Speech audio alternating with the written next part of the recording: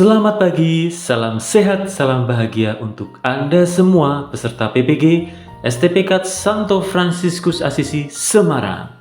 Semangat ya!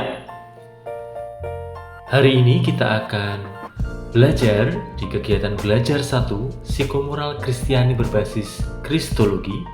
Narasumbernya adalah Dr. Teresia Noimanderu dan saya, Gregorius Daru Wijayoko, MSI. Pak Greg, konsep-konsep dasar apa yang ditawarkan di psikomoral Kristiani berbasis Kristologi ini? Ada 3 ya.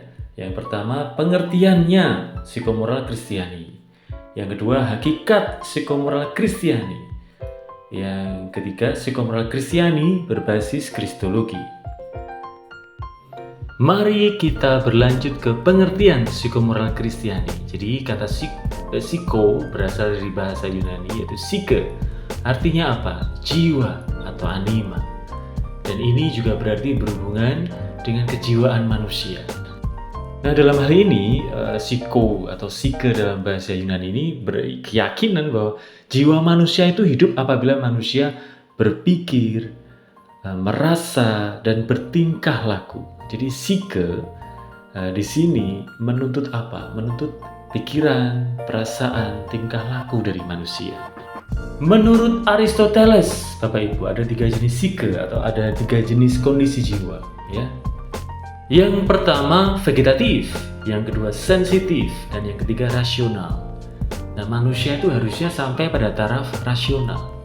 Kalau manusia itu hanya pasif, hanya tumbuh, berkembang, makan, minum, rebahan, nah bedanya apa dengan taraf vegetatif seperti tumbuhan? Ya. Kalau manusia itu hanya bisa merasa sensitif, galau, marah, benci, kemudian mengingat-ingat masa lampau, gitu ya. Lalu terjebak dengan emosi-emosi masa lalu. Gitu. Apa bedanya manusia dengan mereka yang hanya terbatas di sensitif ya, atau hewan-hewan saja?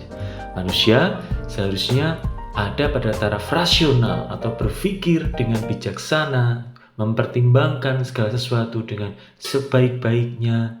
Nah, itu manusia harusnya sampai ke level rasional. Taraf rasional seperti apa ya? Taraf rasional yang Kristiani, Bapak Ibu. Di sini kita lihat judulnya, pengertian psikomoral Kristiani. Jadi kebijaksanaan menurut modul ini adalah kebijaksanaan menurut Yesus. Moral menurut Yesus, bukan hanya moral Aristoteles, Plato, atau tokoh-tokoh lain. Demikian juga jika kita bicara mengenai moral. Moral di sini atau aturan kesusilaan itu seharusnya adalah aturan kesusilaan Kristiani. Dan ini mungkin berbeda dengan aturan kesusilaan versi lain kan. Kita misalnya pernikahan harus monogami dan tak terceraikan misalnya. Tidak boleh kawin lagi Bapak Ibu. Tidak bisa, itu tidak Kristiani. Walaupun moralitas dalam agama lain membolehkan, tapi Kristiani tidak. Misalnya kalau di keyakinan lain, itu kalau mata ganti mata, gigi ganti gigi. Kalau Kristiani tidak, mengampuni. Nah, moralitas Kristiani itu bisa jadi lebih berat karena kita dituntut untuk lebih daripada moralitas pada umumnya. Moralitas kita adalah moralitas Yesus Kristus.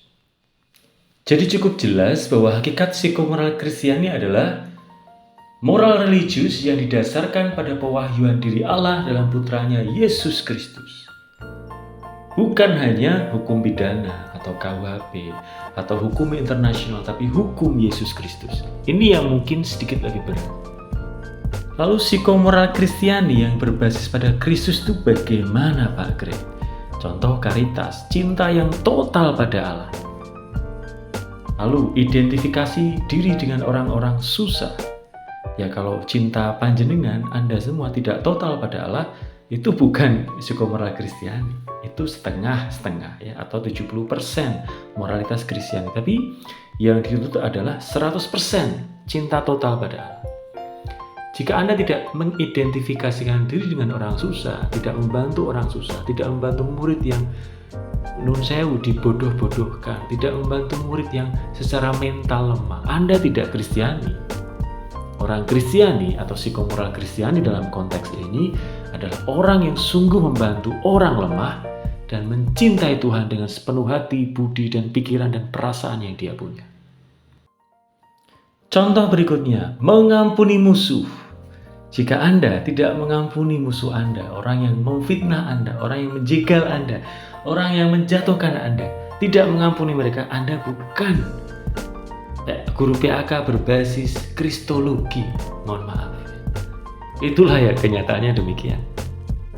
Baik, bersambung ya Bapak Ibu, saya tak minum susu jahe sebentar ya.